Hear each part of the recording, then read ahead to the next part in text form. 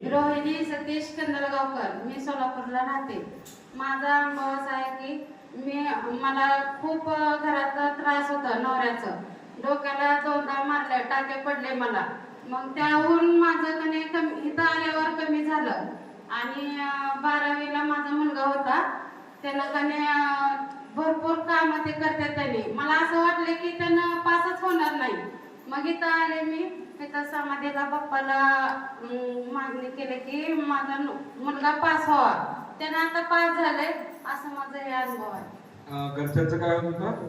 मारत होते त्याने मला, बरं. आणि दोनदा टाके पडले मला बरं. डोक्याला. बरं. मग आता इथं आल्यावर त्याने आता काय म्हणत नाही, कमी झाले मारणार. मारित नाही. नाही. किती चांगलं झालं बाई. ताई सांगते, नवरा मला उठलं की सुटलं रोजच मारायचं. रोजच मारणं चालू, सारखंच बंदच नव्हतं. परंतु मग इथं आले, आशीर्वाद घेतला. आशीर्वाद घेतल्यानंतर नवरा आता तिला बिचारीला मारत नाही. नाही ना मारत? आला काय? नाही ना. नाही. बिचाराला व्हिडिओ आणि मला पण पाठवत नाही. नाही, त्यांना असं विश्वास नाही. बर. मग मला विश्वास आहे म्हणून मी येते. बर. ताई सांगते, माझा मला नवरा खूप मारायचा. परंतु इथं आले, आशीर्वाद घेतला. आणि आशीर्वाद घेतल्यानंतर माझा आता खूप सुखाचं चाललंय.